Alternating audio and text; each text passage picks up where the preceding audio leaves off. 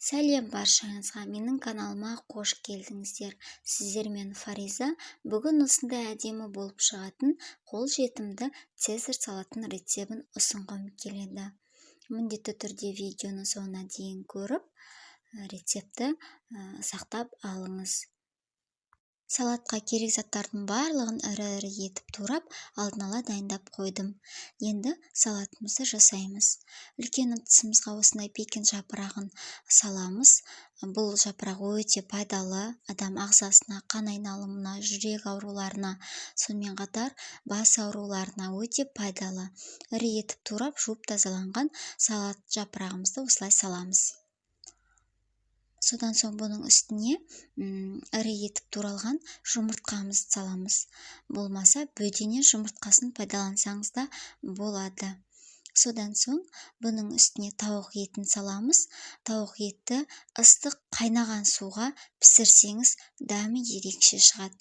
Осылай 4 бұрышты етіп турап салатын боламыз.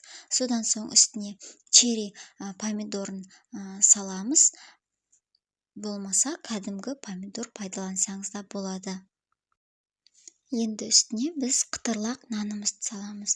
Осылай алдын ала дайындап, бөлшектерге бөліп, ақ батонды турап, яғни пеште мен дайындап алған болатынмын. Болмаса жаңағы сковородкада майда қуырсаңыз да болады, әдемі қылып. 5-6 минут қуырып дайындасаңыз да болады.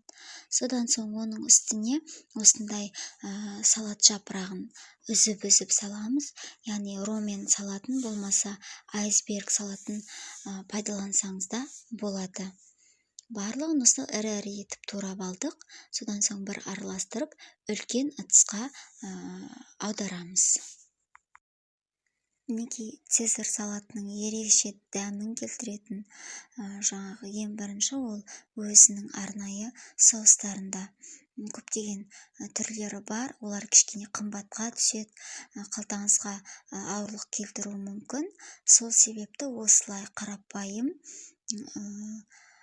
жаңағы 2 дана сарымсақты үккіштен өткізіп үстіне саламыз. Содан соң кәдімгі пайдаланып жүрген, күнделікті пайдаланатын майонезді пайдаланамын.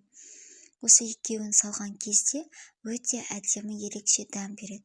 Үстіне шым-шым тұз салдым және майонезімізді осылай салып, көз мөлшермен салдым. Араластырып көргеннен кейін жетпесе қайтадан саламын. Бұл сарымсақ дәл сол соустың дәмін береді, ерекше қылып көрсетеді. Және салатты араластырғанда өте қатты күшпен мыжғылап араластырмауға тырысыңыз. Себебі сіздің салатыңыз өте нәзік. Жапырақтардан жасалғаннан кейін ол кішкене езіліп, өзінің формасын жоғалтуы мүмкін.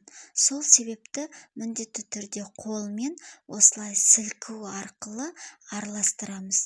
Сіздің салаттарыңыздағы жаңағы жапырақтарыңыз, көкөністеріңіз езілмеу керек. Осылай арнайылап, әдейілеп үлкен ыдысқа салып араластырамыз.